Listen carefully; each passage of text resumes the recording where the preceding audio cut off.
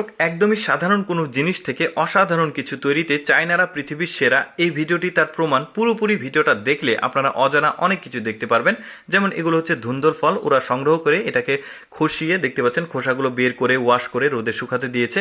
এরপরে এগুলো ফ্যাক্টরিতে পাঠানো হচ্ছে। কি করা হবে আমি বলে দিচ্ছি। এগুলো তৈরি করা হবে জুতা, পৃথিবীর সবচাইতে ভালো জুতাগুলোর মধ্যে একটা। কিভাবে তৈরি করছে পুরো প্রক্রিয়াটি আপনাদেরকে দেখাবো, দেখতে থাকুন ভিডিওটা। এগুলো নিয়ে এসে ধুন্দর ফলের যে খোসা এগুলো চাপ দিয়ে সমান করে ওই যে স্যান্ডেল বা জুতার যে ফ্রেম সেই ফ্রেম অনুযায়ী এটাকে কেটে নিয়ে চারিদিক দিয়ে সেলাই করা হচ্ছে। দেখুন পুরো প্রক্রিয়াটি কিন্তু কয়েকটা ধাপে রয়েছে, সেটাই দেখাচ্ছি। তারপরে বিট দেওয়া হচ্ছে একদম পাতলা কাপড় দিয়ে। এবার আলাদা একটা কাপড় নেওয়া হয়েছে যেটা জুতার উপরে ফ্রেম তৈরি করা হবে। এই কাপড়টাকে আঠা দিয়ে সুন্দরভাবে প্রলেপ করে এটা রোদে শুকাচ্ছে। এবার ওটাকে নিয়ে এসে জুতার উপরের যে ফ্রেম সেটা তৈরি করবে।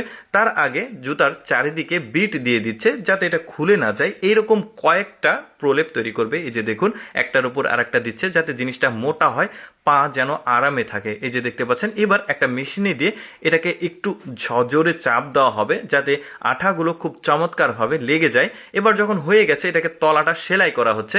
এবার যেটা হবে জিন্সের কাপড় না হচ্ছে যাতে জুতার উপরের যে ফ্রেম সেটাকে তৈরি করা যায়। জুতার উপরের জিন্সের যে ফ্রেম সেটার সাথে নিচের তলা এতক্ষণ যেটা বানালো সেটা কানেক্ট করে দিয়েছে। চমৎকার জুতা তৈরি হয়ে গেছে। তারা যে শুধুমাত্র ওই ধুন্দল ফল থেকে জুতা বানায় এমনটি নয়। যে বাঁশ দেখতে পাচ্ছেন, বাঁশগুলোকে সংগ্রহ করেছে। সংগ্রহ করে এটাকে বাঁশগুলোকে গরম পানিতে সেদ্ধ করে এই যে দেখতে পাচ্ছেন উপর থেকে একটা বিশেষ প্রক্রিয়ার মাধ্যমে ছোবড়া তৈরি করছে এই বাঁশের। এটা দিয়েও তৈরি করা হবে জুতা। দেখতে পাচ্ছেন এই ছোবড়াগুলো যখন হয়ে গেছে এটাকে গরম পানিতে সেদ্ধ করে এটা সুতা তৈরি করা হচ্ছে। ঠিক যেমনটা পাটের সুতা তৈরি করে ঠিক ওই রকম পাটের সুতা তৈরি করা হচ্ছে। করে এটাকে জড়া হচ্ছে জুতার যে তলার নিচের ফ্রেম ওই ফ্রেমটাকে তৈরি করা হচ্ছে। দেখতে পাচ্ছেন একদম পুরো প্রক্রিয়াটি বললাম না, অনেকগুলো ধাপ অনুযায়ী করা হয়। সবগুলোই দেখাচ্ছে আপনাদেরকে। এখন সেলাই করে দেওয়া হচ্ছে যাতে সুতাগুলো খুলে না যায়।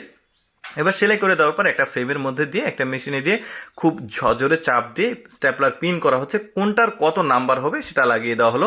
এবার দেখতে পাচ্ছেন আটা নিয়েছে, একটা বাটিতে আটা নিয়ে আটাকে সুন্দরভাবে মিক্সিং করছে, করে একটা বিশেষ জায়গাতে রেখেছে। এবার চারিদিক দিয়ে সাদা কাপড়ের ওই যে ফ্রেম দিয়ে দিচ্ছে যেটা। এরপরে এরকম কয়েকটা স্তর তৈরি করে মাঝখান দিয়ে আটাটা সুন্দরভাবে লাগিয়ে চাপ দেওয়া হচ্ছে যাতে খুব সুন্দরভাবে একটার উপরে আটা লেগে যায়।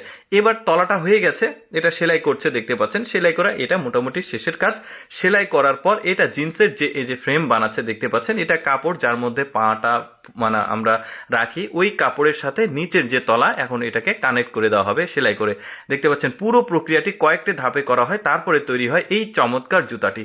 দর্শক কেমন লাগলো আজকের এই ভিডিওটি অবশ্যই কমেন্ট করে জানাবেন। আর এইরকম ব্যতিক্রম এক্সেপশনাল ইনফরমেটিভ ভিডিও প্রতিদিন দেখতে আমাদের পেজটি ফলো রাখতে পারেন। ধন্যবাদ।